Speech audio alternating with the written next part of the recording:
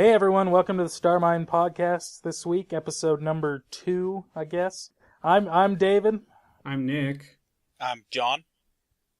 Also known as Air1355. We shouldn't have to remind you what your own goddamn username is. No, I just wanted to hear someone else give me my username. Okay, well, your username is now FancyPony1355. Okay, I'll roll with it. John FancyPony1355. It's a very manly name. It is manly. If you take out the fancy and the pony part. Yeah. A little public service announcement. If you'd like to email us, our email is starminepodcast@gmail.com. All one word, starminepodcast. Oh my god, we're on the internet now? Yeah, we're on the goddamn internet. Oh, We no. have a YouTube. We do have a YouTube. Presumably that's where most of the people have heard our last podcast. If they heard it anywhere else, I'd be concerned. Those Me too. sweet pirating of our podcast. Yeah. That's why we have so many views. That's how we have so many views. Or so little views, I guess, because so many people pirated our podcast. That is free. All right. Anyways, what did you guys do this week, Nick? I was on a kick and watched a bunch of Star Wars movies, mostly Episode 4 and Episode 5, and that's it. So I didn't really watch a lot. I just watched Episode 4 and 5. And I also played more Demon Souls. I got through the Stonefang Tunnel. I beat Flame Lurker, and I'm now in Tower of Latria, and I just beat the first boss of that area. So now I'm in the really cool part where it's just tall-ass towers and dark. It's awesome. And I actually I went back to Battlefield 4, and it seems like they fixed a lot of the stuff that was wrong. Like the rubber banding, mostly. I don't know. I don't know if I'll play it again. I have it. Maybe I'll toss it in. Well, I did get suckered in the premium. So I have all the expansions and whatever, and all the new maps, especially in Naval Strike, are really frickin' fun, so... I was one window away from buying premium. Yeah, I had like a PlayStation gift card, so that helped a little bit to buy most of the money that you needed to spend for it, so it didn't bother me too much. Well, I went to go and buy it, and then... Because whenever you got a PS4, they gave you a $10 PSN credit. Yeah. So I went to go, I'm like, you know what, I'll buy it, $10 off with that credit. And that money was gone. And that's when I found out that I had a subscription to that Sony music thing for 4 months and didn't realize it. I didn't even redeem that thing. The music thing. I don't see the point. Yeah, but that's where my PlayStation money went. Uh... Towards a subscription to a service I didn't use once in the entire 4 months I paid for it. Yeah, but as far as Battlefield goes, it's just one of those things, just to waste time with. Just one of those mindless shooters, but on a much bigger scale. I always like Battlefield. I felt like I did really well once. Was like, yeah, I'm gonna play this forever, and then yeah, That's how Battlefield always goes, though. You have, 3 good games with, fantastic teammates, and, it's still a challenge. You don't just straight out kill the other team, but you have a bunch of good rounds, and then you just, lose all those teammates, and then, shit, just all hell breaks loose, and you just suck. You just can't do anything. You run out of the spawn and get sniped immediately. You, crawl out of the spawn, and you get, blown up with, rockets or something. The tank runs you over, some bullshit. And you just get pissed at it and never want to play it again. Then you pick it up again, you have a few good rounds again, and just the cycle continues. And or for me, I'll be like, I wonder if I can fly a jet this time. And the answer is no. I still can't fly a jet. The answer is always no. I could fly a jet, but I can't fly a fucking helicopter for anything. Because I keep thinking it's like the controls for GTA, and it's not. It's completely different. Well, so it always fucks me up. In Battlefield 3... Didn't you and I do that co-op helicopter mission? Yeah, that was pretty fun. We flew the shit out of the helicopter and We lost a bunch of times. crashed like 500 times. It took us a good upwards of 20 tries, I would say. Like, genuinely 20 tries. It's a good time, though. Did we actually beat it? We did. We did. Okay. I went a little too crazy at the end, and we almost crashed, but I remember we beat it, because I used to I would dive bomb while you were shooting them. Because I'm an idiot. I had no idea there was co-op in Battlefield 3, and I played the shit out of Battlefield 3. What the hell? There's some co-op missions on online. Yeah, they had a few missions of that. I think you got like exclusive weapons, or maybe a way to unlock certain weapons that were easier than other. I don't. The horn lock system is weird in Battlefield. It really is. I get confused a lot of times with it. They also, I think they gave you like special badges for completing things, like they would do. Like, yeah. I can't think of an example. Yeah, me neither.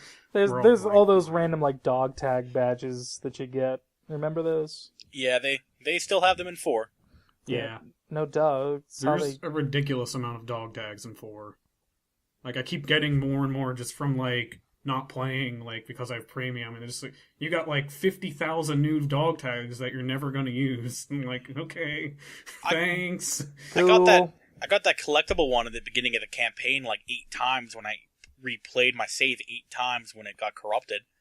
Oh, yeah, that happened to me a lot, too. I still haven't finished the single player because of that. I'm still worried that it's going to happen. I got easily halfway through, if not more, and then it just booted up. I'm like, yeah, your save file's gone. I'm like, well, I'm never playing this again. Yeah, even with the PS Plus thing where, you know, it backs up your save, it corrupts that one too. So it screws you over completely. Yep.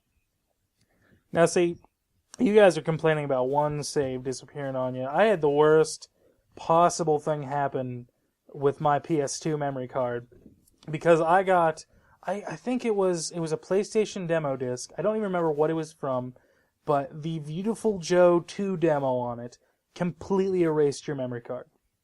Yeah. Completely. So I lost everything. God. Yeah. That was a fun next time playing a game. I was just like, what do you mean I have no save file? I do. And then I looked at it and it just completely blank. Then like 2 months later in the mail, by the way, if you play the Beautiful Joe 2 demo, it'll erase your memory card. I was like, thanks. 2 months late. Someone must have left some real bad code in there during beta testing. Yeah, really. I would think so, yeah. That is why it's taken me so long to play Beautiful Joe. Anyways, Nick, did you do anything else with your week? Not really. I mean, that's pretty much it. All that I can think of. All right, John? I ended up buying a new tablet, mostly with the idea of playing Hearthstone on it, because I'm far too deep in the Hearthstone. Yeah, that's one way to put it. Anyways. But yeah, so mostly spent Hearthstoning, or if that's a proper verb. It is now. Why not? Oh, right, I coined it. And I tried to play Black Flag a little more. I got a few missions here and there. I think I'm going to give up on trying to collect everything, because that is making that game last forever. Yeah, if there's anything I've learned about Assassin's Creed games is that you don't get all the collectibles or you just go insane. But I mean, I've been going to different maps, and I found out that some maps are difficult to find. I'm not sure, like it's like a jungle, and normally in Assassin's Creed you put a cursor on the thing you want, and then you just run in a straight line over buildings. And in this, there's just like you have to go through a maze with no easy exit. And it's real difficult because there's no cues to find out where you are. The map has absolutely no help. So I just give up. Sounds like it would be my type of thing. Get lost. I like getting lost in games. It's not so much getting lost, it's more of just finding yourself in the same corner of the same map multiple times.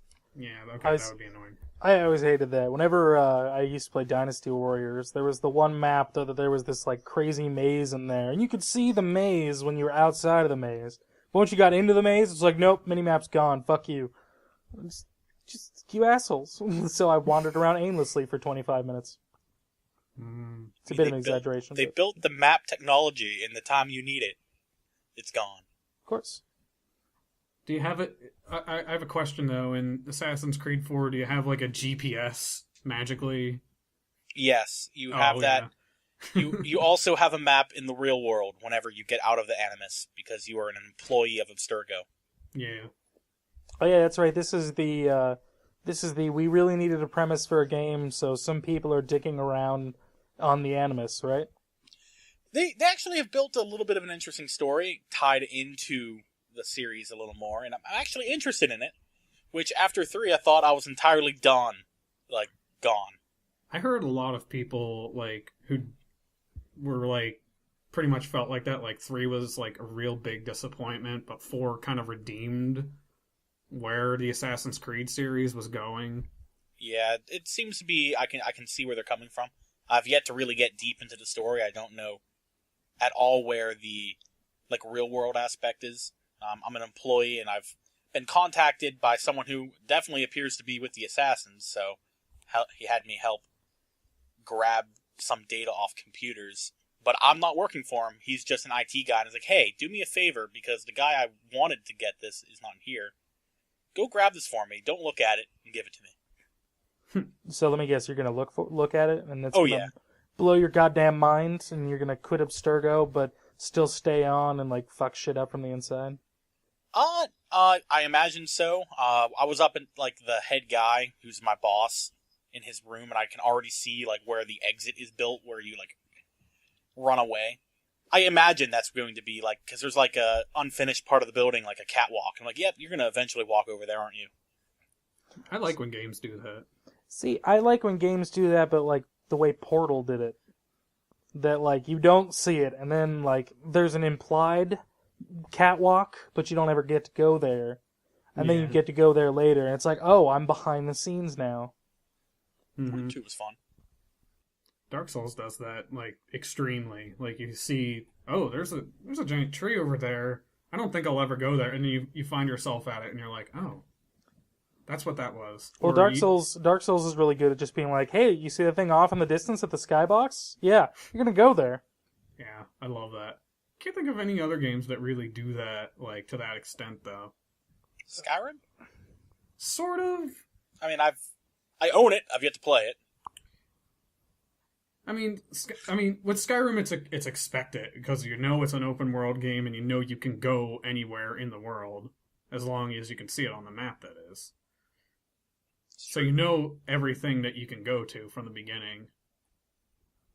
I just like the games that like give you the surprise, well, like the almost surprise of, hey, you remember that thing you saw over there? Well, now you're here.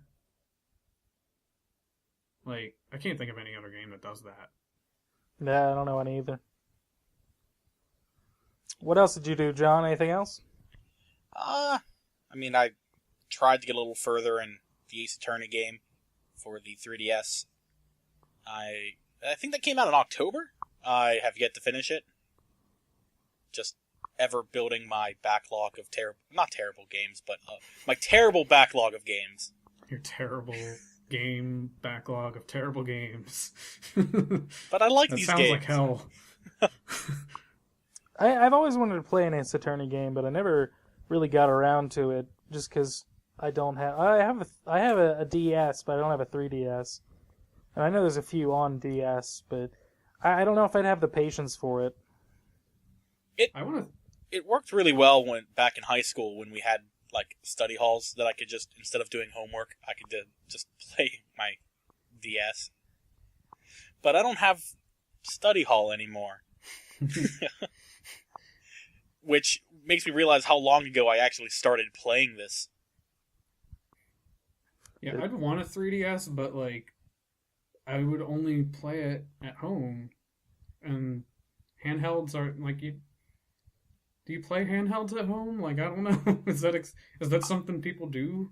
I do, but I'm normally like watching TV at the same time. Yeah. Or have like sports on. Yeah, because I want to get a 3DS specifically for the new Zelda, the Link Between Worlds. I really want to play that. Heard good things about it. I heard the 2D mechanics in that were really good, but the 3D were. Yeah, and I heard Bravely Default is pretty much like what Final Fantasy should have been, and I want to get that. Yeah, we talked about that last week, didn't We did. I think so. I remember that now. we? Yeah, I've since heard that there apparently is a point where it just goes completely in the shitter. Like story-wise or gameplay? I have no idea. I've just heard completely in the shitter. Whatever that means. Yeah. But we haven't played it, so we don't know. Yeah, we don't know at all. Podcast of people who have not played these games. Yep, that's us. The Ignoramus podcast. There you go. There you go. I gotta go start a new podcast. Hold on, guys. I'm out of here. Oh. John's been drafted to the big leagues. Solo podcast. Just talk to yourself for an hour and a half. Hi, guys. I've yet to play Skyrim. Still haven't played Dark Souls. I still haven't played Assassin's Creed. I'll just read off my Steam backlog every week. Never played Xenogears. Yeah, neither have I. Or like anything that's on the Wii or the Wii U, because I don't have a Wii or a Wii U. I've never gotten past a few different places in Chrono Trigger. Yeah, I still haven't beaten Chrono Trigger. I haven't beaten Earthbound. I fucked up in the second town in Earthbound and wasn't able to complete it. I think we're terrible gamers. Yeah, probably. I think we're probably terrible gamers. Why are we talking about gaming? Because we're idiots. Oh, damn. That's hard. At last. Because find out. we're surfing on John's minor internet celebrity. Oh, yeah. So minor, we got 34 views on my back. Oh, yeah. That's so many views. So many views. But hey, we all start somewhere. What I did this week was very simply play a whole buttload of Star Wars Battlefront 2. Oh, man. So good. Yeah, I love that game. Have you ever played that game, John? No, I think I've seen Kevin, my younger brother, play that. It is probably one of my favorite games of all time. Just my buddy Ray and I just sit down and we play Galactic Conquest from beginning to end, and it's gotten to the point where on the Xbox version, at least, we've beaten Kashyyyk in a minute in 15 seconds, and after you get all the bases, it's like a good 30 seconds until you win the round. So we had won the round at less than a minute, but we just had to wait for that extra. It's like 10, maybe it's 10 seconds. I don't remember, but yeah. The one thing that always bothered me about Battlefront 2, though, is you couldn't do Coruscant in instant action. And that was like my favorite flying one. Which one's Coruscant? Isn't that just the Jedi Temple? No. The one where you're over Coruscant, it's the big space battle. Oh, okay. You can't... Yeah. Oh, in instant action. Okay. Yeah, not in instant action. You can only do it in Galactic Conquest. Yeah. But I mean, they have a lot of things... They don't have a lot of things in the Galactic Conquest. Like, you can't do Cloud City. Which is actually a really fun level. I think it's just too big or something. But yeah, I love that game so very much. We usually play it on my friend's Xbox, my friend Ray's Xbox, but we were playing it on my PS2 the other day, and we had nothing as far as the medals go, so I was sitting there just playing Galactic Conquest, trying to get some of the medals, and I'm almost legendary on endurance, so not very much going on there. That game just had such good ideas for a Star Wars game. You know, you're flying and you have two ships facing each other, and you can board the other ship and blow the fuck out of it just by boarding it. I love space battles. I like our strategy for space battles is my buddy takes the lander craft. I jump in on one of the gunners. I try to take out any of the turrets on the way there. He lands in there, takes out all the inside stuff as I steal one of their bombers and take care of all the outside stuff. Yeah, you can do legit teamwork, and it's fun. Yeah. So many games don't do that anymore. Let's hope DICE doesn't fuck up the new one. Yeah. Yeah, my only problem with the PS2 version is the AI is so nuts. It's insane. I'm on normal right now, Like when I started playing, I was like, I could probably put it to elite. But I don't have any of my upgrades, so I'm gonna put it on normal for now. And then like just died left and right because they are just so goddamn grenade happy, and like only half the time does anyone say, "Watch out, grenade!" That you have even a snowball's chance in hell of rolling out of the way. Yeah, it's not like new games where it's like grenade. Yeah, and then you have 10 seconds still. It's like grenade as it's exploding.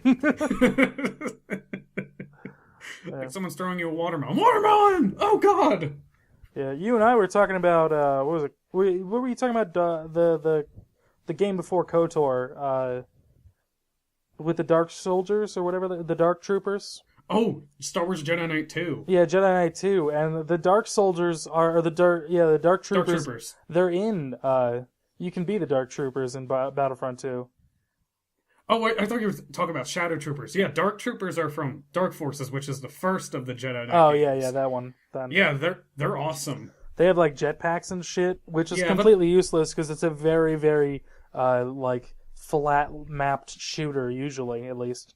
Yeah, I had like when I was like, oh, you can play as a Dark Trooper. I was like, I had this like high expectation that you'd be able to just wreck everyone's shit. No, they like nerfed the idea of what a Dark Trooper is. Unfortunately. Well, I mean, that's one of the reasons I really like the game though. Like everything is incredibly well balanced for what it is. You know, like the only thing that really ever is super duper cheap are the boffins whenever the computer's using them.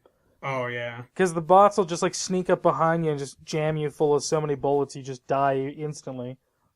But like, you know, obviously you can't kill a tank very easily unless you're like the rocket launcher troop. But any other thing, it's all relatively fair, which is kind of nice. I just love how you can relive all the best moments in the Star Wars saga. Yeah, you get to do like Yavin 4. You get to fight on Dagobah for shit's sake. I mean, that's crazy. You go into the dark side cave and you hear Darth Vader breathing and all the music starts and you're like, what the hell's going on here? The only thing I should really watch. I should really watch Star Wars, shouldn't I? Wait. Yep. Wait.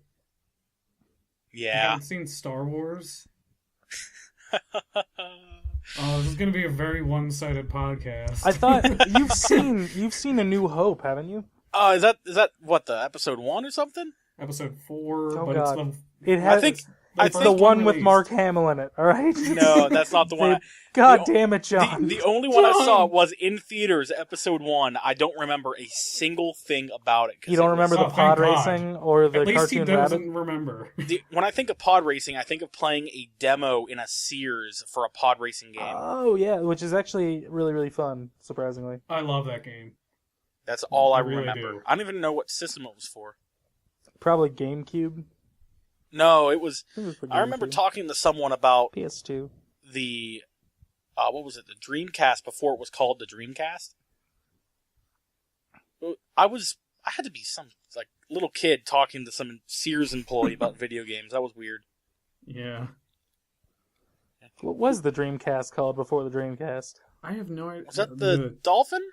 No, that was the GameCube. Yeah. Okay. Did the Dreamcast even have an... We'll have to look this up. Was it called the Naomi? No. Naomi. No, it wasn't called the Naomi. It was based off the Naomi, but it wasn't called the Naomi. I'm looking it up. Yeah, we can hear the clickety clacks. Yeah, we're all clacking away. Don't hate on my keyboard. But yeah, so I had a good time playing that. One of my favorite modes to play besides Galactic Conquest is Wampas. You go to the hunt mode on Hoth, and just Wampas just swarm out of the Hoth base. You just kill Wampas. It's great. They are terrifying and really hard to kill. And there's 3 of those modes. There's like the giant, like 4-legged praying mantis thing on Felucia, I believe. And then is it Ewoks on Endor? I think it is actually. It is. That's dark, man. It is. I think you can do Jabba's minions in Jabba's palace as well. Oh man, I you know what though? There's one thing DICE has to do to make me love the new Battlefront. a Death Star level. That's all it's gonna take. A level where you do the Battle of Yavin and you blow up the Death Star. That's all it'll take for me to love that game. That would be really cool, like just a space battle where you have to like take out a bunch of stuff and then like You have to land in the thing with the, use the Force, Luke, dive bomb the thing right in the hole at the right time. I never understood why he didn't just like at the end just like flip up, then like dive bomb it, shoot things down, and like pull out at the last second. That makes a whole Vader lot more was gonna sense. fuck him up. Well, yeah, but Vader didn't fuck him up, and Han Solo didn't fuck up Vader either. The one guy that Han Solo didn't shoot freaked the fuck out and knocked Vader away. I love that robot chicken where he's it depicts that, but like after it's happening, he's like spinning out of control. He's like, oh, he sees the Death Star blow up. He's like, oh, I am in trouble. Ooh, there's that quarter I dropped. Man. So now that we've run out of stalling a little bit, hey John, have you found out what the Dreamcast is called yet? Oh yes, it was originally called the Katana. Katana, yeah. But yeah, I did have a conversation about Dolphin. It was about the new N64 Nintendo product. I'm remembering this whole conversation now. I don't remember what I was doing at a Sears alone as a kid. But I remember that conversation. I played the Sega or the Sonic Adventure demo. Ran away from that killer whale. City Escape. No, yeah. Leave and learn! No, I forget the name of that level. Or was it? City Escape is 2, isn't it? I think so. Yeah. It's been a while since I played them. It's the one where you surf down and you're like dodging cars and shit at the worst camera angle ever. But I didn't get a Dreamcast, and ironically I ended up playing both those Sonic games on a GameCube. So it goes full circle. Don't you have a Dreamcast now? Yeah, I think I used it once. Yeah, you own Seaman, but you don't have the microphone, right? No, I think I bought the one with the microphone in it. Oh, cool. But I didn't have a memory card. I think that's how it went. Yeah. I think I also bought that Sonic Mario Party ripoff, and I played that once. Yeah, sounds like fun. Those memory cards. I need to find out where my Dreamcast is. That's bothering me now. It was a good system. It's just, it wasn't marketed right. The PS2 was just better. Yeah, it had DVD. It's like this kills the Dreamcast. The DVD player. Sad crab.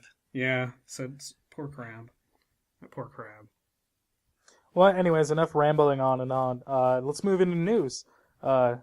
So my first news story here is Sony adds $200 million in expected losses despite PS4's success. Well, isn't that all right? Well, isn't that in their other divisions where they're doing really shittily? I don't know. I think it's just kind of in general. Well, they sold off a bunch of they sold up their PC line, a bunch of other random stuff. But apparently they upped their losses from 1.07 billion to 1.27 billion. Are we talking in yen or dollars? Dollars. In yen, wow. it's 110 billion yen to 130 billion yen. Yeah, put the U.S. numbers on there instead. Well, 1 billion sounds a lot better than 10 billion. Yeah, well, no, it's 0.2 billion actually, dollars. Oh, that's even better.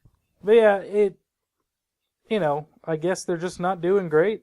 They need to get their shit together. They need to prioritize their focus into what their strongest stuff is. Obviously, the PS4. I can't really think of anything. Well, what is Sony strong in other than gaming? I mean, gaming is really the only thing they're kicking ass in right now.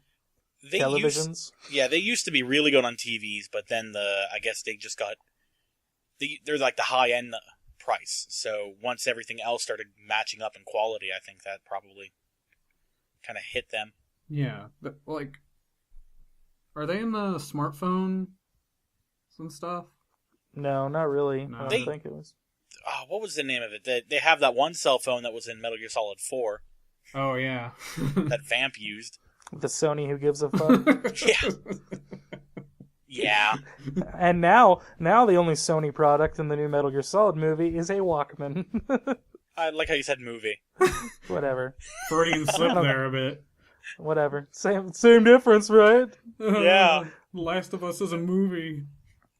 I just still love that whenever the guy was 3D scanning the Walkman, he had no idea what it was. That's depressing. That is depressing. I think I still own a Walkman somewhere. I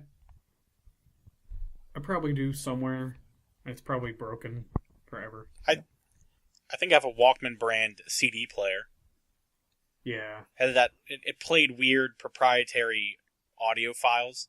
Didn't play MP3. You had to take your MP3s and then encrypt them into their crazy audio format and then burn it to a CD. That's Sony. arduous. That's Sony. Yeah. Yeah. They can only do so much right, but most of the time they're not really being smart with their marketing, with their hardware development and software development. They're just, I don't know. Blu-ray's nice, right? Yeah, Blu-ray's guys? awesome. Yeah. I don't think they're going to go bankrupt or No. anything, but I think they might end up leaving out of a lot of markets. They're going to downsize. They're not going to go bankrupt. They're probably going to do along the same thing of what Nintendo's doing and just consolidate everything into what's working and what's not. Mm-hmm. Well, Nintendo's not doing great either, but they have so much money in the bank that, yeah. what was it, they could take a loss for like 50 years and still have money. Mm-hmm. See, I don't remember the exact figures, but it was something like they lost like 10 years of that in the last year, so Yeah. not exactly doing as good as they had hoped. Well, that's why they're prioritizing, you know? Yeah. Going all to handhelds and a little bit on systems. Because their handhelds are their most successful things right now. Yeah. That's a tough thing. Just, I can't imagine. I'm glad I don't work at Nintendo trying to figure out what to do with the Wii U. I would be so nervous. I'd be like, oh god, what do I do?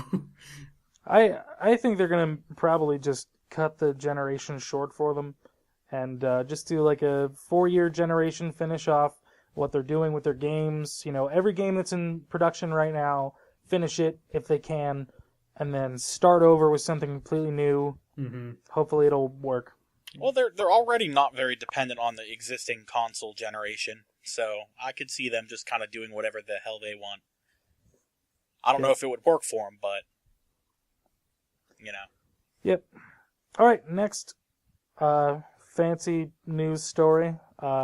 Mass Effect 4 in the middle of production, says BioWare Montreal studio director Yannick Roy. Yeah, I really hope that they can revive their image with Mass Effect or something, anything. I miss old BioWare, where it was just like, BioWare could never mess up, and then like Dragon Age 2 happened. Ugh. Then the ending of Mass Effect 3. Yeah. I wasn't too bothered by it. I can definitely understand the frustration, but I'm like, Yeah, that's what I was telling Nick, that just like I was so out of like the advertising and like because I played it so much after the fact that the ending was fine for me. I got the ending to pretty much everyone's story that was involved. You know, there's that possibility that Shepard survived. You know, it's all that mixed together. Spoilers for a game that's old enough that you should have played Shepard it by now. dies, or he doesn't, or does he? Or he doesn't, or kind of does. Spoilers. He may or may not be dead. Thank you very much. Oh. That's right. Femshep. It. I played a black female shepherd because that's what the game picked for me, and I wanted to listen to Jennifer Hale's awesome voice acting. And by awesome, I mean better than Mark Mears, because it was I like bland Mark and Meer. terrible. I like Mark Meer, thank you very much. Yeah, he's fine, but like that, oh my gosh, Mass Effect 1 was goddamn awful. Yeah, he was pretty bad in Mass Effect 1, but in 2 and 3 he's really good. He makes up for it. just plays so many Metal Gear Solid games. If Jennifer Yeah. Hale, if I have to choose between Jennifer Hale and somebody else, that someone else better be David Hayter. I'm going to choose Jennifer Hale. Naomi. Oh, David Garrus. Rex. Shepard. Rex.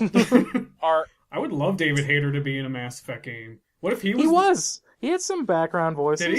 Did he? Yeah. I did not know that. I did not know David Hayter did Was any it- voice no, acting no, outside of. You know what? No, sorry, that was Steve Blum. That was Oh, Steve Blum. okay. That's my bad. Because I was walking through the Normandy the one time. I'm like, Spike, what are you doing here?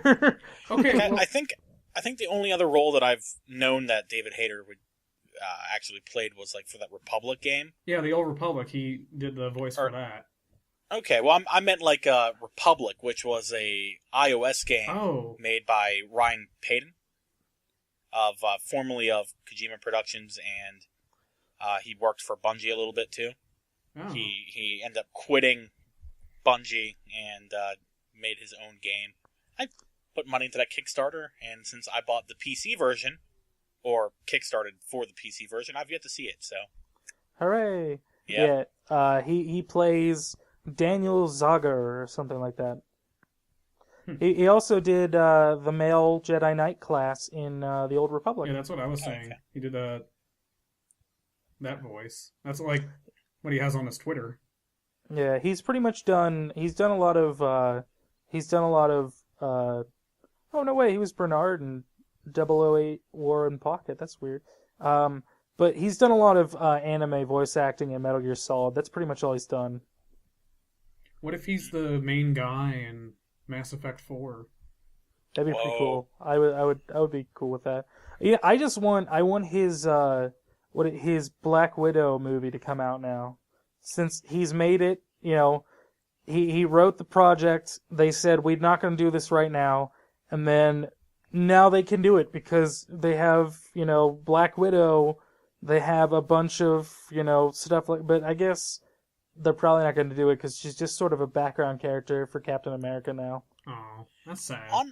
On the new Mass Effect game, is there any word at all of what the story is gonna be? Or Completely new. Yeah, I really hope that they kind of go back to its roots where it's just like you're exploring a galaxy and finding new shit. I'd really like... I love games where it's just like a sci-fi paradise like the first one. See, I just hope they follow the arc that happens in 1 and 2 and not the arc that happens in 3.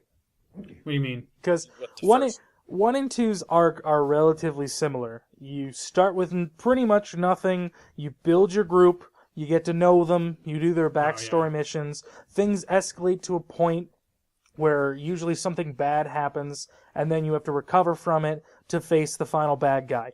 And The typical BioWare formula. yeah, I mean it's the typical formula for everything. You get your rising action, you got your end of second act, problem with the main character, and then you fight the big bad guy to finish out the ending. Instead of number 3, which was you build your team, everything builds up, and then you don't actually fight anyone in the end. It's just a big gauntlet of bad guys. Yeah. and tie up every loose end Yeah. possible. Everyone. Well, gonna let's say- see. It's done by a different team. It's not done by the original Edmonton team that did Mass Effect 1, 2, and 3. Like, Casey Hudson's not directing it. I guess Yannick Roy is directing it, right? Or whoever. Yeah, they said it was the director of Montreal. Yeah, Yannick Roy's directing it. And what's his name is the new head of BioWare. I can't remember his name. I wonder if they'll do like the First Contact War or something like that. That would be cool. I could see that as a possibility, but they said it was gonna like be like a much different game. So Yeah, from what I remember, it's supposed to be like way in the future. it might Because just they didn't build themselves a lot of room in like the story through 1 through 3, like from the time humanity meets the universe yeah, that's true. till the end of whatever happens. There's not a whole lot. You think they'll carry over the saves that, like, if you like, everyone dies at the end of whatchamacallit, number 2, you just can't play the new game? That'd be a little difficult because it's going to be on next-gen systems. I don't know if they would be able to do that. Oh, yeah. They might be able to find a way. It's all digital files. I mean, all you do is just connect your whatever and whatever. I don't know. I could see that working for like a PS3 save going to PS4 and 360 to Xbox One, but I can't see anything in between, of course. But yeah, maybe just like a plug your USB drive in, copy the file, and then put it over. That would be interesting. Yeah, probably wouldn't work, but hey, whatever. But yeah, they said it's not a prequel. That's for sure. Yeah. First Contact War does give them something more to do, though. I mean, that's... I would feel weird fighting, the whatever... can't remember the name. Whatever Turians. Turians. There we go. I'd feel weird fighting the Turians, but, it's just... They'd probably make it a good story, but... That just seems like it'd be way too limited for locations. Like, one of the cool things about Mass Effect is being able to go, like... all over. The first one you only went to the one, really the Council space, but in the Earth Alliance space, but the next one you get to go to the Terminus systems and the Veil, isn't that what it's called? Yeah, the Perseus Veil.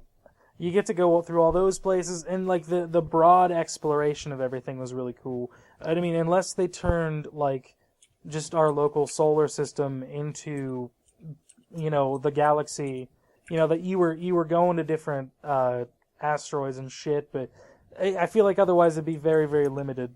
I honestly think it's going to be something along the lines of like hundreds and hundreds of years after the events of Mass Effect 3, where like Shepard's just a legend and it's not really clear what his like ending was, so they can just kind of push that into obscurity and move on from it to make a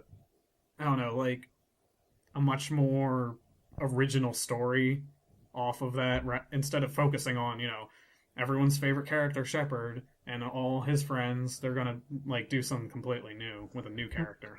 My favorite character was Garrus. Yeah, me too.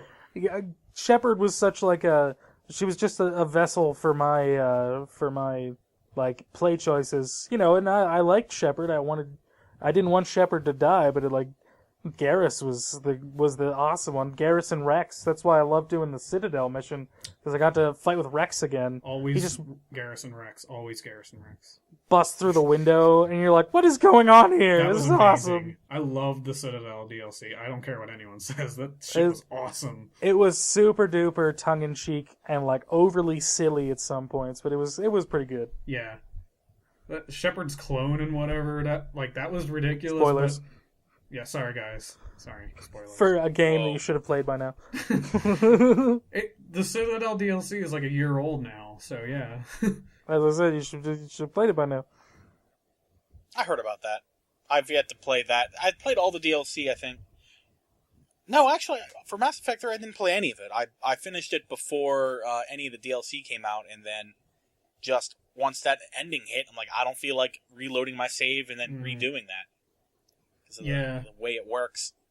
Well, I mean, it just loads you before you go to Chronos Station. So yeah. you can do the DLC. Let's rewind on what just happened, and everyone. Yeah. Well, it's all gonna go bad anyways. But here, have this. Yeah, I mean, it does. The Citadel DLC does kind of have this like nice send-off feel to it. Like it's just like a nice goodbye for everyone. Yeah, I've heard good things about the Citadel. And you get to meet Blasto. Yes, with Javik. Spoilers. All right. It is fantastic. Primitive. I did read some rumor that they're bringing the trilogy to the next-gen systems. Yeah, I saw that. Like it was ousted by a retailer or whatever. A Chilean website. Yeah. Chilean? Chilean? Is that the way you say it? That's the Chilean, not Chilean. Chilean. Hey, it's getting a little Chilean in here. I'm gonna turn on the heat. Gonna grab a blanket. But who knows how legitimate that is. Yeah. John, you said you had some news, right? Yes. Earlier today, it was announced that Neversoft is merging with Infinity Ward to create Infinity Ward. Awesome. Yep.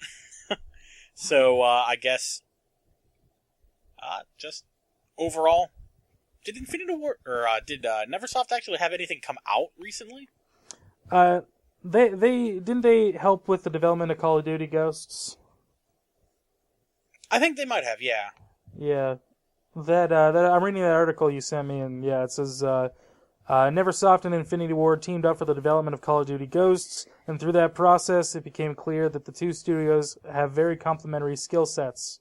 So. Yeah, didn't someone there leave? I should probably read these before I... Yeah, probably. Yeah, apparently two of the people there were retiring. Studio head Joel Jewett and studio director Scott Pease, I guess, who are with the company the whole time, are retiring. It says, though, Jewett and Pease will remain part of Neversoft during the studio's transition, but are expected to leave later this year. So, that... And we're reading this off of the Giant Bomb article. Yeah. So they're rebranded as what now? Infinity Ward. Oh boy. Yeah. So it's more of Infinity Ward just swallowing Neversoft. Yeah, it's more like that, not a merger. That's a little generous calling it a merger. Well, to be fair, who's had more clout in the past, 5 years, Infinity Ward or Neversoft? Definitely Neversoft. Definitely. Well, yeah. I don't know. Call of Duty never did anything for me. Yeah. Oh, the new one got leaked or whatever. Who cares? Starring Kevin Spacey. Yeah, that's the only reason anyone cares. Yeah. Maybe so it leaked, it wasn't announced. I heard a bit about that. I think they quote unquote leaked it intentionally. You know they Hey did. guys, care? Please. Yeah, please. Call of Duty, it's good. It's good stuff. You shoot people. Don't you want to do that? Remember Call of Duty Ghosts? You It's shot like people that. there? Yeah. It's exactly like that. You Except can in do the some future. shoosting. Titanfall's fun, right, guys? Let's steal that next. Call of Duty mechs?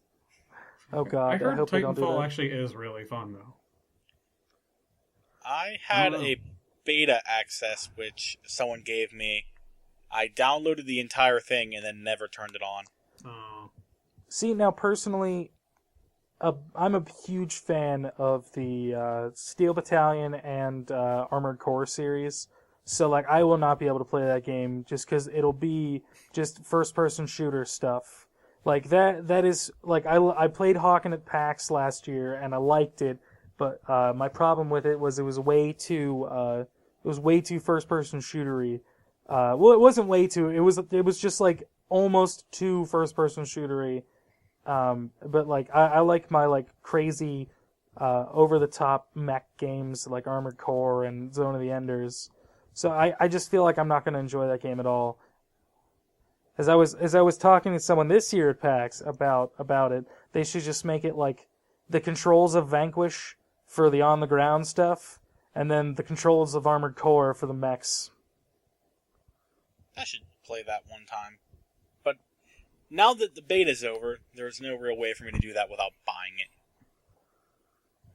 And do you really want to do that? No, No. I don't. All right, enough shitting on Titanfall. Next news story. Oculus Rift was stolen. Who took it? John Carmack, apparently. Well.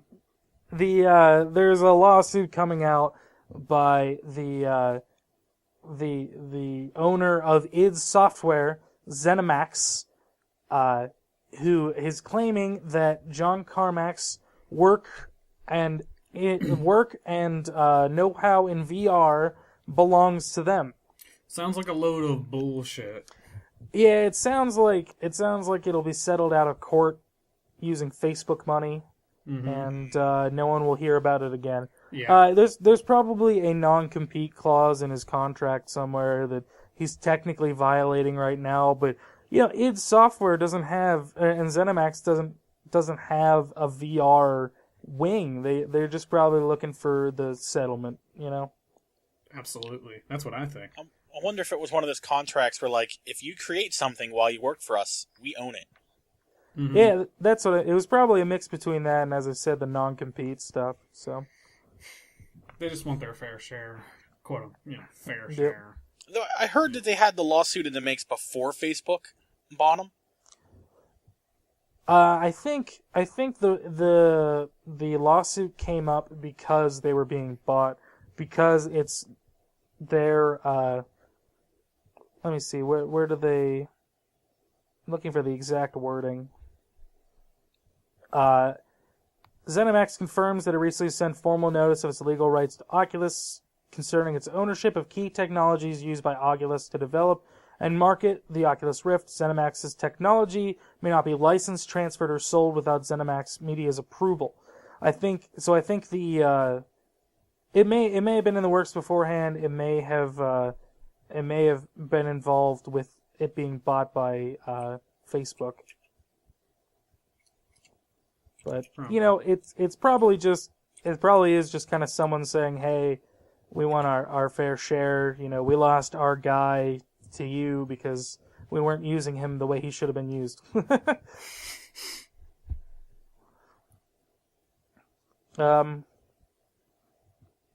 I guess the next piece of news is a follow-up from last week on the Atari dig in the middle of New Mexico. Yeah, let's talk about that. Since we talked about it Yeah, on a whim. Did you guys read anything on it? I did. I have. So, for those who didn't listen last week, which is most of the population of the Earth, in a landfill in Alamogordo, New Mexico, about 90 miles north of El Paso, they found a few thousand copies of E.T. the Extraterrestrial and several other random Atari cartridges. So maybe it was Walter White who buried it.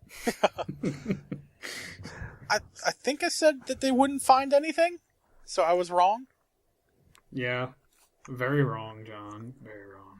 See, it was funny because I had people all week like, "Oh my gosh, did you hear what they found in New Mexico?" I'm like, "Yeah, I've known it's there for like years. Like, there's some mystery surrounding exactly what's there, but everyone knows there's something there. I mean, it wasn't a question of where it was, as far as I was on understanding though. But everyone was like, "It actually does exist." I'm like, "I know." Yeah, I don't think anyone ever really had a disbelief that they were buried there, but I think the legend part of it was all like was done secretly. Like Atari was hurt by the fact no one was buying these, so they snuck out in the middle of the night with a dump truck and then buried them. Because E.T. is the worst game ever made. Yep. But apparently, I think Atari at one point was like, "Yeah, we did that." Like, if someone would have just asked, we would have been like, "Yeah." Well, I think the best part is that even the weather didn't want them to do this, because they tried to put... the weather didn't want them... Nature itself struck back against Atari's E.T. the Extraterrestrial by sending a sandstorm so they couldn't boot it up while they were there. Yeah, the photos I saw looked like that sandstorm was pretty nasty. You guys think this is an omen for the next video game crash? I don't think the video games are ever going to crash. No, I don't think so. Well, it's too ingrained in society now. Yeah. I think certain parts of it can crash, though. I know Jim Sterling's been doing a lot of videos about like the green light, the Steam Greenlight, and the Steam Early Access garbage that is just like hastily thrown together pre-alpha prototypes that people are spending $40 on so that people who are never going to finish these games can finish these games. And they say Ground Zeroes is a ripoff. Like, jeez. Yeah, at least it's a finished game with a lot of content. You know. Maybe not as much as some people would enjoy, but it's still got some content in it. You can do a lot of stuff in it. And what did I tell you from the beginning, Nick? It's only a matter of time before both Deja Vu and the other one come. Yeah, here we are sitting. What is it? What's today's date? Like almost a week. May 3rd. We're sitting at May 3rd, which is a week from when we said it. And like, now we have both Yama's Vu and Deja Vu for both systems. So, yeah. I still need to unlock either one, I guess, now. Yeah, I think the patches unlock both. I hope. I haven't tried it. I think it makes it available for both systems. I don't think it unlocks it for you. Oh, okay. I need to unlock them and play them.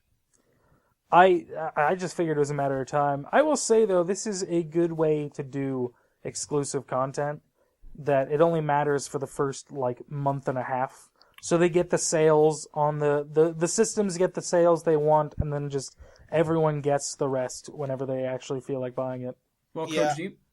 I wish they were able to be more upfront. I'm sure, the contracts say, you can't just say it's going to be out in a few months on the other system, but it would be really nice, because I've heard of people buying both versions to get all the content, and they got burned. Yeah, they did. Kojima don't give a fuck. He takes your money, and then burns it. Yeah, it probably was. It was probably in the contract just to make sure, because if they're gonna put out exclusive content, they can't just completely negate the fact that it's exclusive if you wait a month, Mm-hmm. Well, one thing's for sure, since I got Ground Zeroes, I have exclusive content for Phantom Pain whenever that comes out. Woo! Yeah, I love the ad on the front of the box. I was like, this will unlock stuff for the Phantom Pain, a game that has no release date yet. Yeah. Oh. It needs to have a release date by E3, I swear. Kojima is working on a trailer, so hopefully we'll see it at E3. He's always working on a trailer. I know, because he loves movies. His Twitter's full of, up until the Ground Zeroes release, was just title screen after title screen. He just tweeted photos of, all the controllers in the title screen, and that's all he did. Yeah, when he wasn't tweeting photos of his food, he was tweeting pictures of logos. Man, I love Kojima's Twitter. It is just the most too. insane thing in the world. Oh my gosh. My favorite moment was a few months back where he was tweeting photos of the city he was in or the food he was eating. And then after he did 4 or 5 of them, he tweeted why is every time I tweet a picture of the photo or of my food, I lose 5 followers? Oh, that's great. All right, so the next big thing we wanted to talk about was all the new Star Wars information that's come out, and the most important thing of it all, which is no Lando Calrissian. Actually, I read somewhere that he's undecided. He's deciding. They offered him a role, obviously, and he's just deciding. Oh, thank God. Yeah. He just needs to decide on it, ASAP. I think I'm going to go watch those movies now. I need to. John, you and I tomorrow, okay? Tomorrow is May the 4th. You and I tomorrow. Perfect timing. We're going to watch the original trilogy. You are going to have to sit down. I'm going to find... There is for people who don't know, there is a version out there where someone painstakingly and beautifully restored the original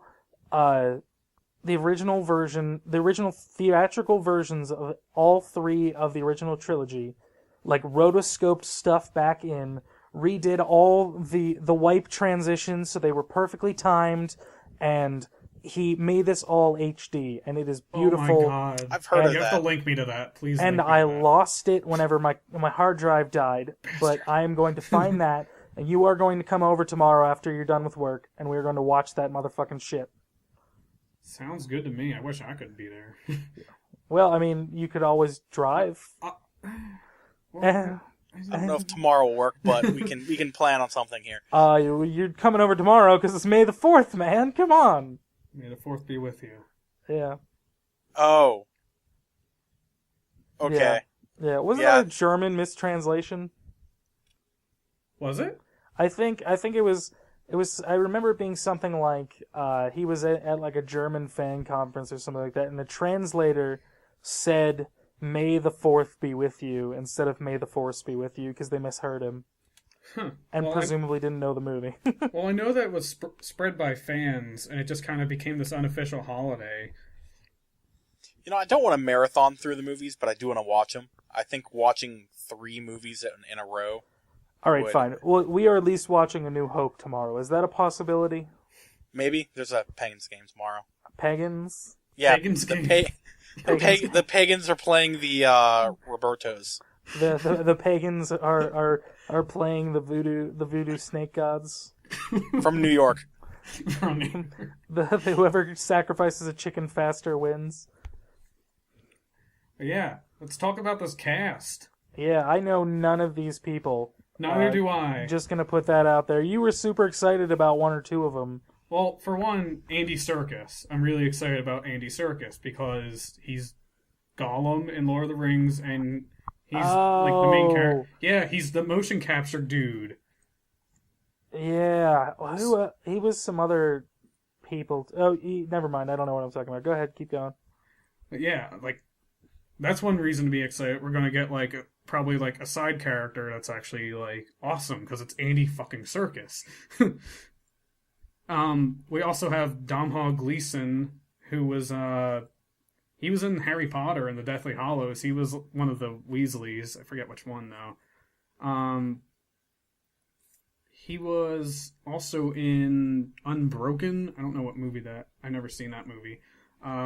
Oscar Isaac, who played in Inside Llewyn Davis. Never seen that one either. Adam Driver, who is one of the stars in the HBO show Girls. He's playing the villain or something. That's what the rumor is. Other than that, we have John Boyega, who's in this film Attack of the Block, and he was in Attack on the Block. That's a good movie. Yeah. Have you heard of that movie? Oh, a little bit. Yeah, I'm gonna force myself to watch all these movies so I can see what these actors can. Wait, Attack the Block or Attack on the Block? Attack the Block. Yeah, that's a really, really good British monster horror movie where these punk kids have to stop aliens from taking over the neighborhood. That sounds great. Look up pictures of the aliens. They look really, really cool. All right, we're gonna throw a picture of an alien up. We also have Max von Sydow, who was he was in The Exorcist and the Seventh Seal. He also played the villain in Flash Gordon, which was originally what George Lucas wanted to do, but he couldn't get the rights to Flash Gordon, so it's kind of come full circle. Ming the Merciless. Yeah, Ming the Merciless. Presumably, this will be the unofficial sequel to the Flash Gordon movie, where where someone picks up the ring. I hope he's wearing that ring. He was also the voice of Vigo the Carpathian in Ghostbusters 2. He's also the voice of Esbern in Skyrim. If you didn't know that. Dope. Also, Daisy Ridley, who is just this unknown. There's a lot of unknowns, and I think that's good. You have it's like episode 4, when George Lucas was first putting together the cast for the original Star Wars. He had this soup of unknowns and kind of well-knowns, and it came together so well. So I'm hoping the same result happens. Let's just hope. I just hope it's good. But the original cast is back, and hopefully they're not just old wet rags hanging around. I think Hamill and what's Ford. his face? Harrison Ford can still hold up. Carrie Fisher's had some tough years. I don't know how well that's going to work. Yeah, and we have Peter Mayhew. That's going to be easy for him. He's just Chewbacca. Yeah, Peter Mayhew's been looking not great either, though. I've seen some more recent pictures of him, and I guess he's just it happens, but he's getting old, Yeah, well, if he does run into health problems, he is a dude in a suit. Yeah. As much as it is brutal to say about him. So, and they can just get the guy who did all the stuff for Guillermo del Toro in whatchamacallit, Pan's Labyrinth. He's really cool. Oh yeah. Forget what his name is. But do you think they're going to do gray-haired Chewbacca? No, I mean, Wookiees live really long. I mean, Chewbacca's like 3,000 years old anyway. What is like 40 more years going to do to his image? Well, says who, though? Says the extended universe that doesn't exist anymore? No, it says the canon that George Lucas said. Well, George Lucas said that, so I think that's canon. Doug Jones is who I was talking about, by the way. Okay. Doug Jones. And, of course, we got Kenny Baker and Anthony Daniels, C-3PO and R2-D2. Yeah. So everyone who needs to be back is back, I feel. I think Mark Hamill will do a good job, actually. I think he needs a beard, though. He needs to be like an Obi-Wan figure. Like, don't put him, like, front and center and make him do, like, crazy Jedi stuff. Make him, like, an old hermit. Make him Yoda. Yeah. Just without Frank Oz's amazing voice and awesome puppet abilities. I love you, Frank Oz. Yeah. As far as the story goes, just looking at this cast, I really hope they do, like, a Jedi Academy type thing. Where it's like Hogwarts in space, you know? You got Hogwarts, Star Wars hybrid kind of thing. I would really like to see that. Yeah, that'd be interesting. I don't know how well it would work though, since everyone's not 14 years old. But yeah, I don't know. Maybe it's like after they're trained and they're like going out on their first adventure. Yeah. Well, there's two things that I hope they don't mention, and that's midichlorians and the word Padawan. Yeah, I think they'll use... I don't know, in like the expanded universe, which is like completely pointless to talk about in context of this, but in that, they never use the word Padawan. I don't think. No. It was always apprentice. Yeah, it was apprentice, and Vader says learner. When I last met you, I was but the learner. Now I am the master. We're going to just quote the entire film right now. Yeah, right now. John, you don't even have to watch it tomorrow. You're just going to listen to us. We're going to quote the entire movie. I'm going to get someone in the background to do the score for John Williams, and it'll be great. Oh, John Williams is back too. Oh, nice. And actually, now that I'm thinking about it, I have the entire Star Wars soundtrack on vinyl, so boom, done. Yeah, don't all right. Just play that. I'll somehow get the story that way. Well, I mean, you can just look at the liner notes. It actually tells you what's going on in the story. It's kind of cool. It's awesome. I want that. Yeah. You know, I'm surprised at how little I actually know about the story outside of like the pop culture references. Yeah. Well, I'm telling you, man, we'll watch A New Hope tomorrow after you're done with work, and then it'll be you'll hopefully like it. I imagine you will. I feel like even if you don't, it's a necessary thing that you have to see. Yeah. I mean, I don't even know what other movies you like, honestly. Name some movies you like. I like. Oh boy. No. Oh boy. Oh boy. Here we go. No, I think like Leon is probably my favorite. Oh yeah. And, yeah. Yeah, and Matrix, the first one mostly. See, I would say this is such a weird context for this, but I would say the Matrix. Well, I'm going to say it this way so it doesn't seem weird, but the Matrix has a little bit of a Star Wars feel to it. It does a little bit, actually. I almost said the Star Wars has a bit of a Matrix feel to it, but that just seemed wrong. But yeah, it's kind of you have the chosen one. He doesn't know what he's doing at first, but in the end, he becomes the one. It's kind of the same sort of story, but it's in space instead of computers. I just love lightsabers. Lightsabers are awesome. Don't you want a lightsaber? Yeah, John. I am the lightsaber. So, any word on how much of this is going to be green screened? Actually, there is a bit. They're filming on location right now, so like they're using actual locations right now. So Good. principal photography is being done, and that's starting like 2 weeks from now, I think. And they're doing it in Dubai and London. Interesting. Not Tunisia. Not Tunisia because of the political unrest there right now. Very, very true. Yeah. Anything else interesting about... About Star Wars? Nope. No. Hey, you can't speak for Star Wars. You haven't seen it.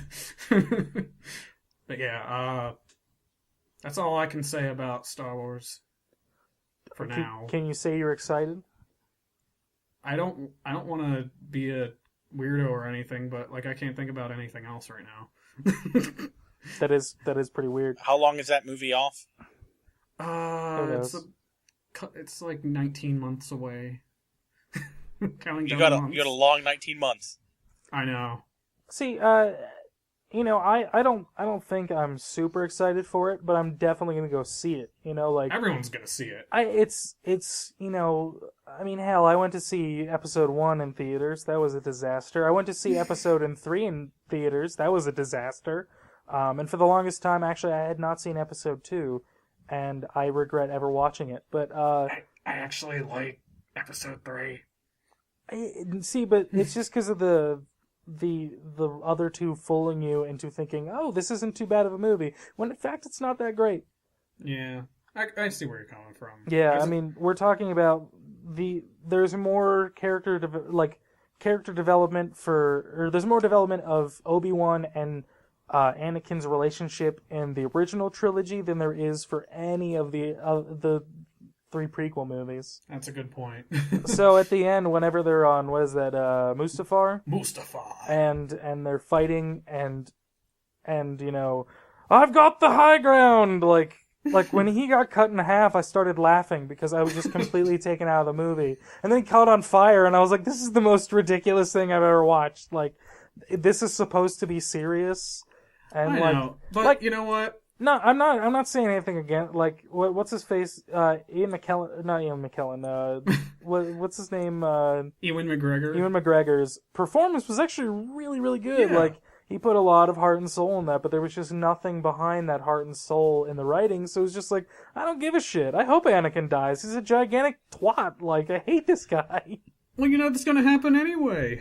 Well, yeah, there's that too. But, there wasn't much to fall from. Like, after the first movie, like, he's super innocent little boy, so of course you don't want him to, like, right out die, but he's just, no offense to, I forget what that guy's name is, too, who played him as the kid in the first one? But, no offense. This isn't pod racing anymore. Yeah, no offense to that guy, because I know Star Wars Episode 1 kind of ruined his life. Jake something. Lloyd. Jake Lloyd. No, Jake Lloyd, I'm sorry that episode 1 ruined your life, but god damn it, you were awful. And you were a kid, and the director should have directed you better, that's for sure, but, it was awful. I'm saying just got Irvin Kershner back, like, jeez. But, it was... They should have started him as, like, a teenager, and not like a little boy who had no idea what was going on. I agree. Actually, I agree with that. You know what? I don't watch, like, if I'm going to watch the Star Wars movies, I'm not going to watch, like, episode 1 and 2. I'm just going to jump straight to 3. See, I heard a proposed method for showing the movies to someone, and it was 4, 5, 2, 3, and 6. Yeah. That's reasonable. And just completely skip 1, just fast forward to the Duel of the Fates with Darth Maul. Because that shit's awesome. And then show them that at the end. Like, they're like, oh, and by the way, here's this really sweet lightsaber fight that you don't have to worry about. Peter Serafinovich voices the one guy. It'll be great. At last we will have a revenge. Yep. Oh, man, he's so good in that. It's so good. I wish Darth Maul was actually, like, a major villain, like, throughout all 3. That would have been awesome. But no, they just, like, killed him at the end of 1. Yeah, he's kind of like Boba Fett, but he actually proves that he can fight a little bit before being cut in half. Yeah, I absolutely, like, as far as, like, the awesome action scenes go, that's really why I enjoy watching the prequels. Like, that duel between Obi-Wan and Anakin interchanged with the duel with Yoda and the Emperor was awesome. Like, that was an awesome moment. I can legitimately say that. I can't watch Yoda flipping around with a lightsaber. That's just the dumbest thing in the world to me. I don't think it is. I think it's awesome. I think it's the dumbest thing in the world. I think it totally discounts Yoda's character as the whole size doesn't matter thing. Suddenly, don't watch Clone Wars, then. Size does matter because he has to do flips and shit. Ah! They give him a little lightsaber. It's the dumbest thing ever. I hate it. I hate it. I hate it. I like it. I'm All right, John, indifferent. what's up? I guess we should stop talking about Star Wars, or Yeah. John's gonna just exit out of the Skype call. What Just was makes that? noise. It was an impression, a really bad impression of the Skype noise. And that, ladies and gentlemen, is seeing behind the curtain on how we actually do these podcasts. Ooh. But anyways, I guess we'll get It's a to. shocker. We use Skype. Oh, but we'll get to this podcast discussion thing, which is something Nick and I were talking about a little bit with the new Wolfenstein game, which is old systems, like old games, like game mechanics and game systems that you don't see very much anymore, or I guess just even in general. Just what are some that you like? And health packs was what we were talking about, and Yeah. I miss health packs because I really miss health packs. because they disappeared, and they gave you some tension because you couldn't just hide behind a wall and hope for the best until your health regenerated. You had to get to the next health pack, and god damn it, that was the most terrifying thing in the world. Whenever you saw one and there was just bullets flying, you're like, oh god, I can't be hit. Ah.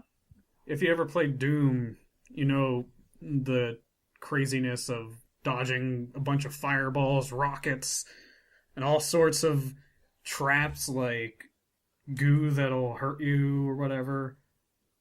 And there's health packs like in the goo and you gotta go over there to survive. Oh, I love how fast-paced those shooters were. Like, I don't know if it was because of the health packs, but it just felt like it was a lot more. I can't put my finger on you what the word is. you couldn't put cover systems in yet because the technology wasn't there yet. So you had to make it basically a bullet hell shooter, but where you can move around really fucking fast. Yeah. You know, I miss having cheats you didn't have to pay for.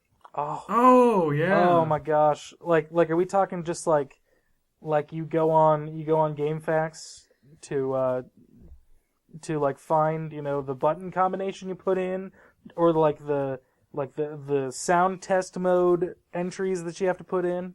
Just like that, and like, unlock all just to play around with it whenever you're done with the game and just kind of want to mess around with it. Yeah. That stuff does not exist anymore. Yeah, or No. Game Shark either. Well, yeah. There's some weird application on the 3DS that you can edit game saves, and there's some stuff that breaks, end user agreements and requires custom firmware that you can use on the PS3. I looked into that once, and it was way too complicated. See, that's the problem though. Anymore, like if you want to do that kind of stuff, you end up losing your account because you get banned. Yeah. Yeah. And that's dumb. Like, how would I would never have seen the the debug mode for Final Fantasy VII. That was cool. Did you ever do that, Nick? No. Yeah, I used the Game Shark and got the debug mode for Final Fantasy VII. I don't know, there's a bunch of stuff. Like, without Game Genie, John wouldn't have his username, Mm-hmm. Yep.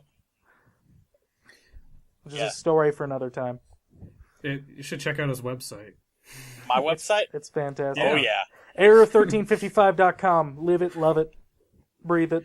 Someone recommended that I add a new GIF to the bottom, and I did. It's the Really? one that flashes colors. Oh god. People with epilepsy, be warned. Oh god, I'm looking right now. Oh yeah.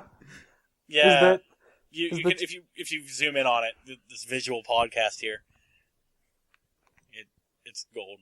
I'm gonna include this. I'll link to it to the bottom. You can see the awesome booty dancing that's going on in the Mario level. So why are you on my website? I don't know. How do you end up on my website? when I was looking for your Twitter. Oh, okay. I found it. That's a good one, John. Though cheat codes, I had not a game or whatchamacallit.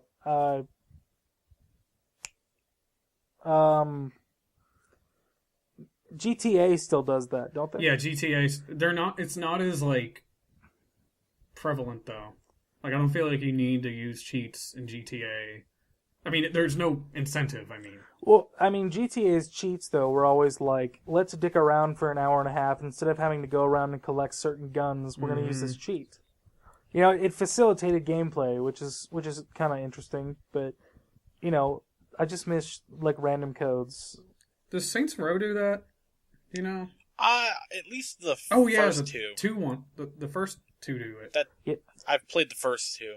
Number 3 is just kind of like, we give you everything from the start anyways. You have an It's orbital... bananas. You have like an orbital strike or whatever. No, I think it's a C-130 strike. Like, from the start. It's one of the first weapons you get. That's also my backlog. It's a good little game. I really do miss cheats though. Like one of the games I really enjoyed using cheats on was Mercenaries. Have you ever played that? That's like the fully breakable environment where you go around and just blow shit up, right? Yeah, I just use like carpet bomb strikes on like an entire city. It's fun as hell. Yeah, no, I've never played that, but I've heard a lot about Mercenaries too. I never played Mercenaries 2. Like, I just heard it's really buggy and stuff, and I didn't want to risk tarnishing my image of how much I love that game. Do you know what I used to like in old games?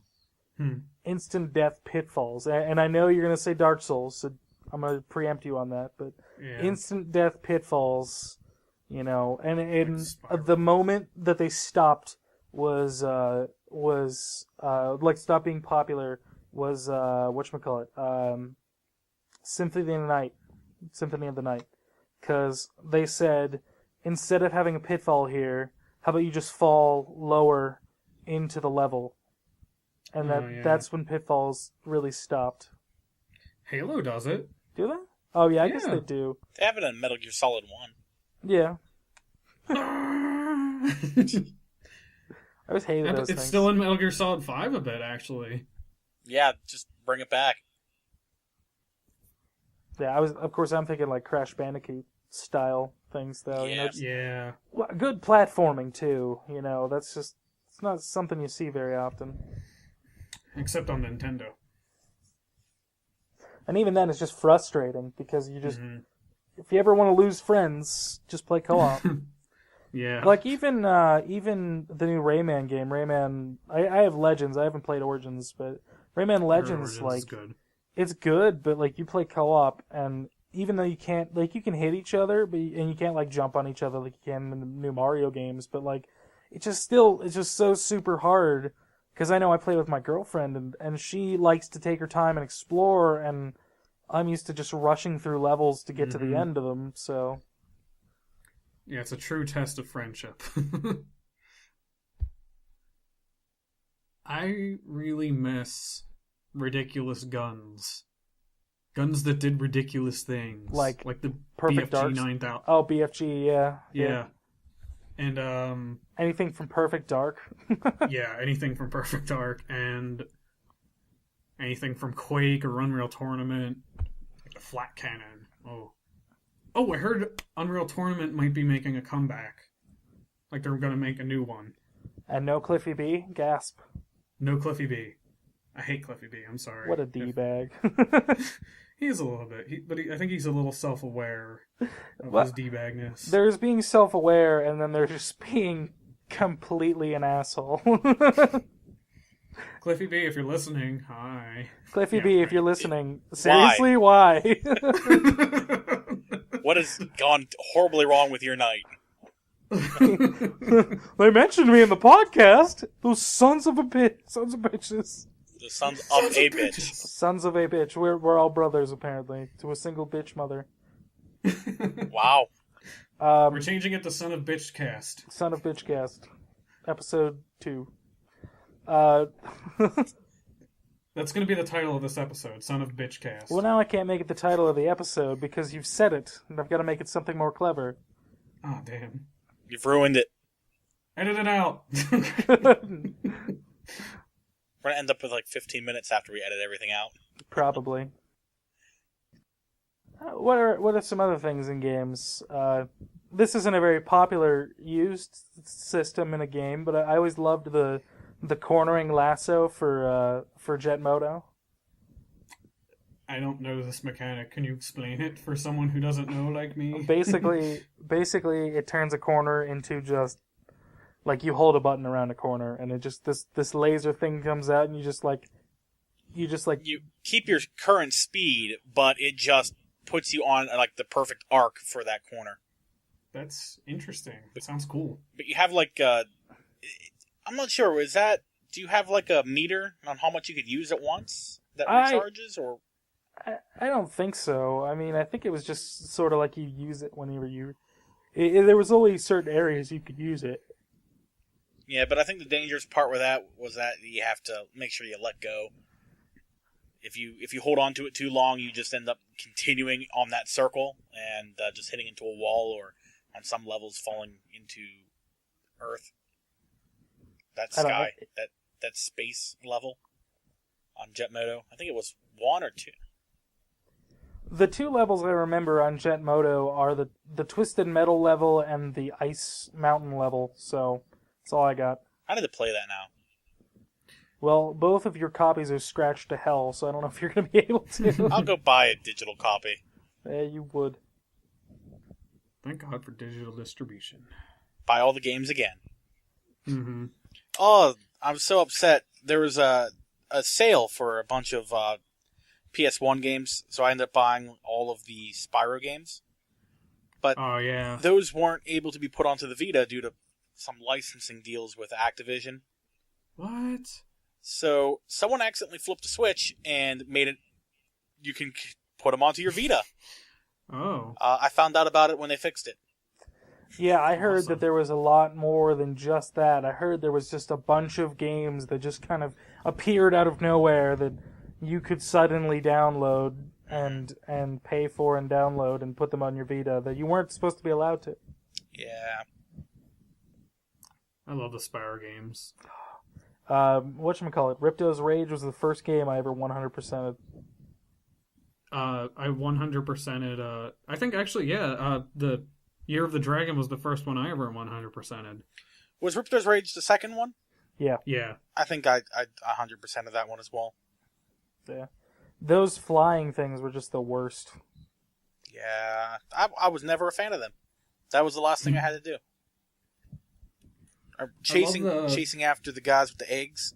Yeah, I was about to talk about that. I love those like levels where it's just like kind of like a roller coaster track and you're just chasing them. It's so fun. Yeah. I guess that's... Games don't have... that's another mechanic.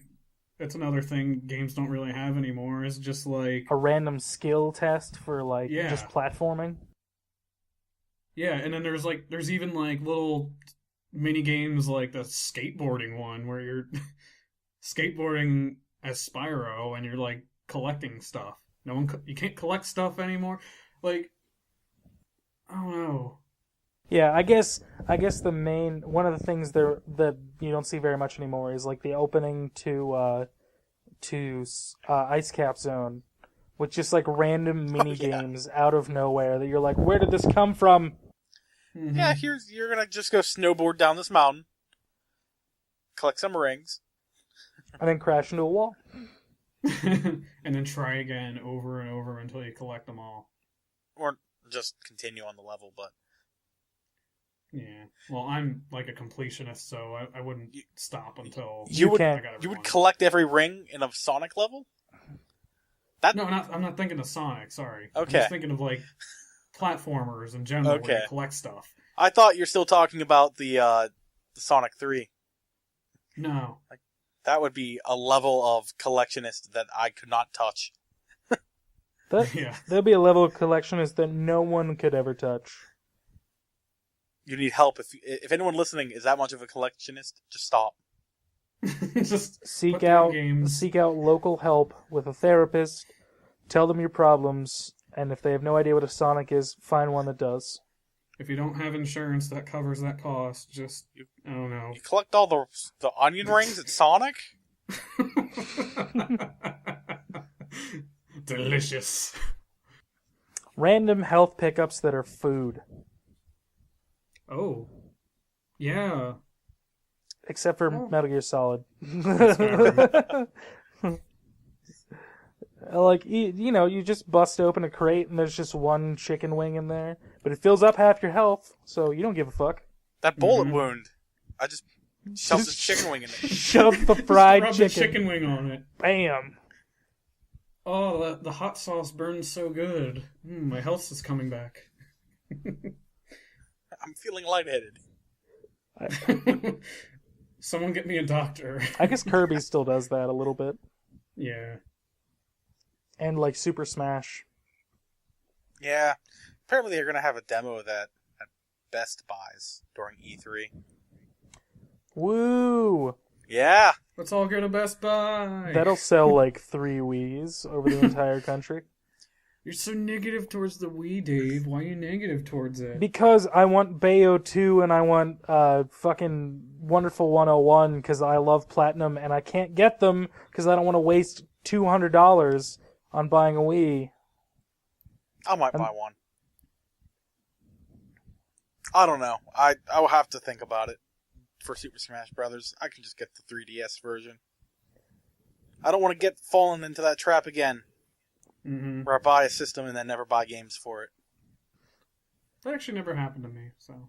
I only ever bought one game that I didn't end up liking, and it was Black. That first-person shooter by the people who made Burnout. Criterion? For Xbox. Criterion. Yeah, well, it was PS2, the version I got. Oh. But it was like I was so used to, like I had just played Metal Gear Solid 3 at that point. So I was like hiding in bushes and shit, and then they were like, "Hey, there he is!" I'm like, "What the hell?" A stealth mechanic in a first-person shooter game.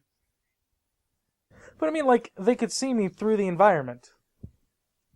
Yeah. Sounds about right.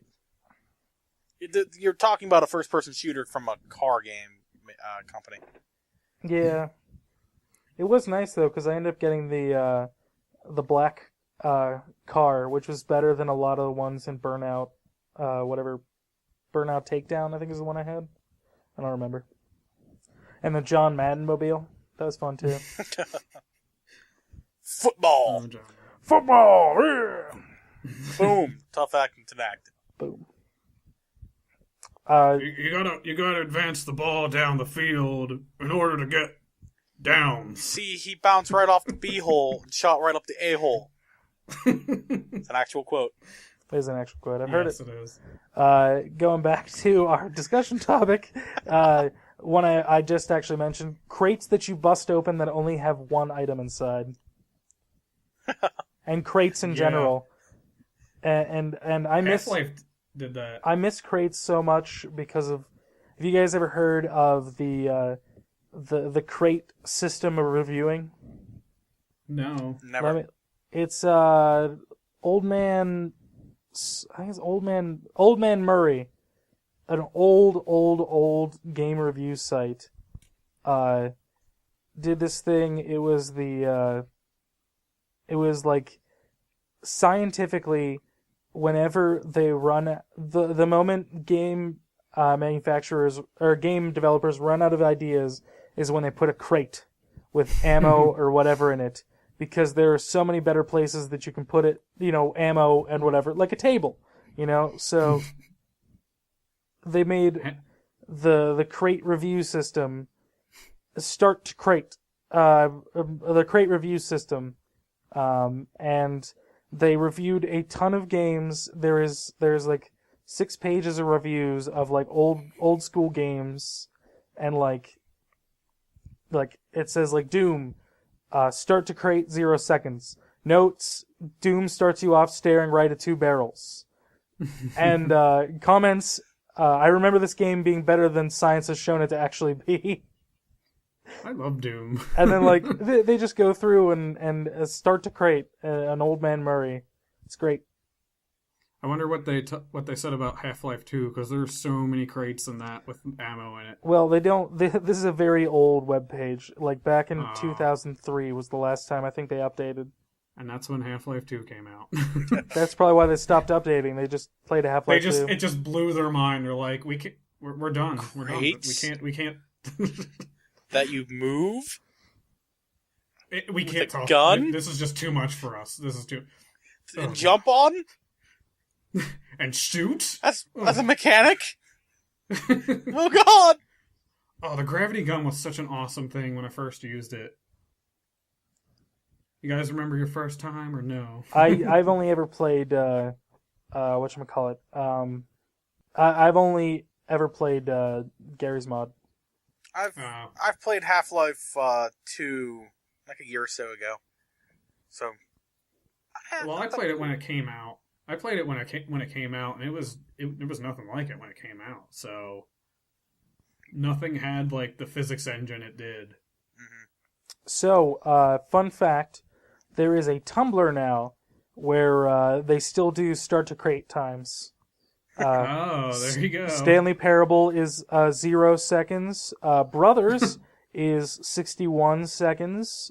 Dishonored is 0 seconds. XCOM Enemy Unknown, 0 seconds. They have a monster compendium for Dark Souls that is the standard crate, the standard barrel, the rope barrel, just stuff like that. Hearthstone is 0 seconds for start to crate, because the introductory cinematic is about opening a magical crate of cards.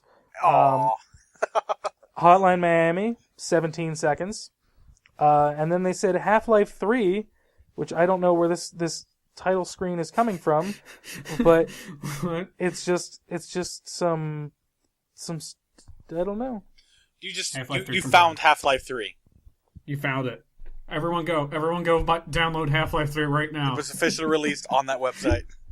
Yeah, I don't know. It's the newest one says when the founding fathers of Start to Crate, which is Old Man Murray, of course, work on a project, they're going to toy with audience expectations, but a surprise release with such a mind-blowingly confident crate statement is the last thing we expected.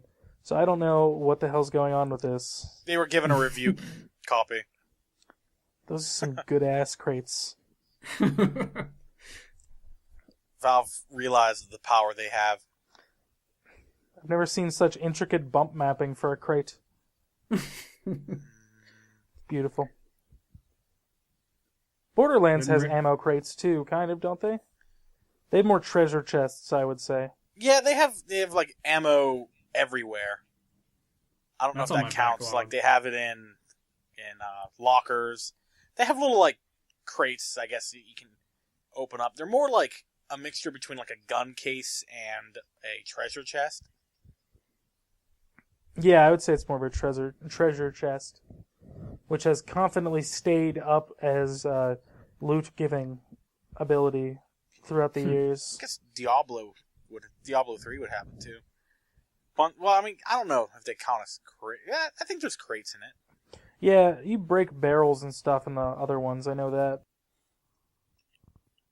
Star Wars Jedi Knight definitely had that shit. Water levels.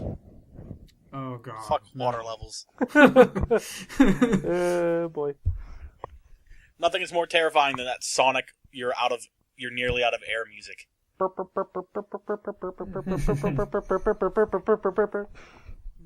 Water levels suck. Yeah. And then Well, you I mean, fall to the pits of hell. Metal Gear Solid 2 kind of had a water level, and it was probably one of the worst things in the game. Yeah, it was. I mean, like, getting to Emma was fine, but getting back was just awful. You've managed to avoid drowning. Thanks, Ryan. Thanks, Ryan. You realized that when you were talking. What an asshole. Well, he's an AI. What does it matter? What? He's the Colonel. Oh, the Colonel. You said Raiden. I was like, no. what?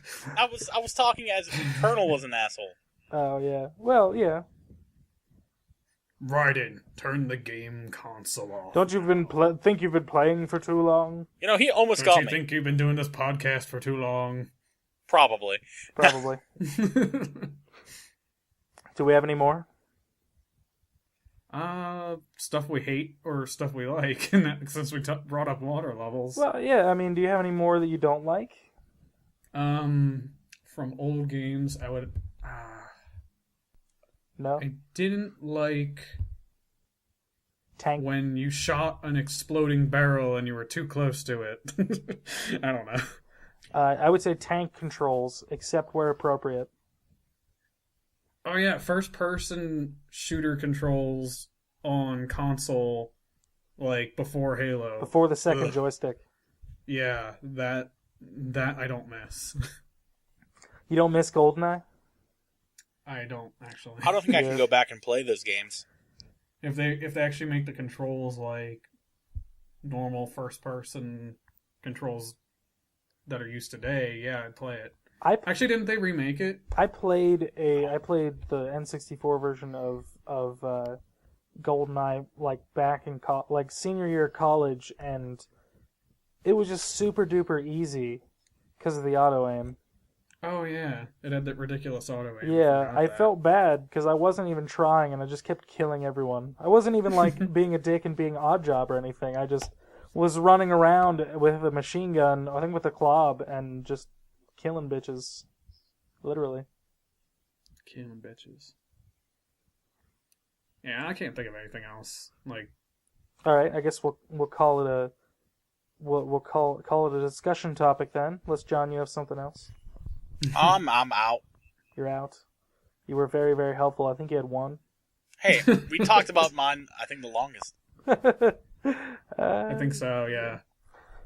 So, either of you have anything to recommend to the other two and the viewers? John needs to watch Star Wars. Well, yeah, that's... John, if I have to come to your house tomorrow, that's going to happen. And then after you watch all the movies, you have to play Star Wars Knights of the Old Republic. I already have enough of a backlog. Well, this is going to be your top priority now, son. Oh. Yeah. You don't have. I love it. You don't have. It has one of the best. It has one of the best twists in gaming ever. I'm serious. If you don't know what it is, I'm glad. I hope it wasn't spoiled for you and some of the mirages of just discussing stuff. Nope. Okay, good. Play it. There you go. There's me.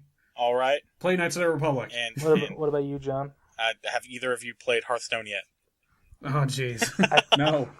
I've played Magic the Gathering. Is it like Magic the Gathering? David watched me play a little bit last week or this week.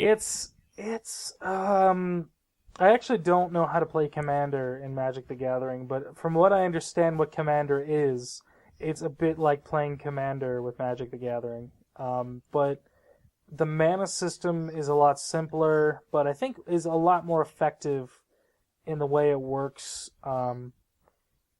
Because you just get one mana, you get one more mana each turn up till 10, right? Yeah, and then... So, I mean, that's nice, because then you don't have to worry about, like, did I shuffle well enough? Did I get a good mana draw? It makes it a little less complicated on stuff that you can't control. Yeah, because I've never really played Magic, so I don't know how to relate it to Magic. But I hear a lot of people, compare the two and say that Hearthstone's a lot more simple. Of course, they just released, so they don't have a lot of cards out in comparison to, I guess, what maybe their grand plan will be. They have an adventure mode, which is like a single player, where I guess they give you a deck, and then you have to like battle against people or AI that has their own deck, and you get cards for beating it. They can only get through that system. That's yet to be released, but that's something I'm looking forward to, because they're all going to be focusing on Death Rattle, which is when the minion or the card dies. They have an effect that happens. So, there's only like 2 or 3 that I could think of off the top of my head that exist in the current cards. So, you guys sound thrilled? I'm listening. I probably won't pick it up, though, just because I barely play. I have a bunch of Magic cards, but I barely use them as it is, so... But I think it's preempted. Or no, I guess came in the wake of the first like actual able to play the actual game itself, Magic the Gathering thing online. That was a roundabout way of saying it. Because for the longest time, there was no like genuine way to play Magic the Gathering except for like the weird tacked-on adventure games that they put in there. Like, I remember I had this one years ago that like it was almost like a turn-based game, Heroes of Might and Magic, but you were fighting with Magic the Gathering instead of like turn-based combat. It's so dumb. I honestly just can't get into. I mean, I like turn-based games, but I can't just. I'm not into card games really, like tabletop even. Well, that's how you and I met, isn't it? Well, I was over with Brian and whoever you guys were D&Ding. No, wasn't it? We kind of met because Andrew. Oh yeah, called you guys over. I thought you were playing. You guys were playing Magic. No, I wasn't actually. I was just hanging out. Okay. Yeah, I just can't get into the card games. Yeah. I don't know. Maybe. Well, no, that was me and Kevin, your brother John, that were playing at PAX. Yep. So you and I should try playing sometime. I don't get to play enough Magic, and I have a ton of cards. But would you recommend Hearthstone, John? Yes, I would. Sell it to me right now. Yeah, it's like Magic, or you can play. You know how you talk about how you have Magic cards but can't play it, or don't have people to play with? Well, sure. You can just turn this on and play it with anyone. When you say turn it on, is it free to play? Yes, it is free to play. They do have a mechanic where you get like a daily quest for gold. 100 gold is a card pack. They call it the arena, where it costs 150 gold, where you go in and you draft a random deck, and you play against other people who also drafted random decks. And they go where you get 3 cards per selection. You pick one of the 3, and you do that until you get all 30 cards in your deck. So it's pretty interesting. You got to know how to draft and make cards work with each other. Oh, okay. Yeah. There's like 9 different classes, and they each have their own 2 mana class ability. Like one heals himself 2 health, one deals 2 health to the other. Stuff like that, where it seems to be general around 2 health. Get 2 armor, 2 stuff like that. Okay. So I mean, there's stuff to it. Yeah, I'll check it out. I didn't think I'd like it. I had a beta key for it, and I decided one day on a day off to just play it. And then 6 hours went by, and I'm like, "What the hell just happened?" It was. I don't do that. I don't generally sit 6 hours on one game. Okay. And now you have it on that tablet, so I'm not going to actually see you tomorrow. You're just going to be playing Hearthstone. And if you guys do watch Star Wars, he's just going to be playing Hearthstone the entire time. We'll just Skype you in so you can be the laptop next to us. Okay. and I'll just sync it up and watch it at the same time. There you go. All right, I guess we'll call that a podcast for now. All right. Until next week, everyone, this has been the Starmine Podcast. And just once again, you can email us at starminepodcast@gmail.com. Just all one word, starminepodcast@gmail.com. Thank you very much. Yep. Goodbye. It's been real. Really? You're going with it's been real? No. No? Do you want to try that one more time? Bye. There we go. Bye, everybody. I'm disappointed in you.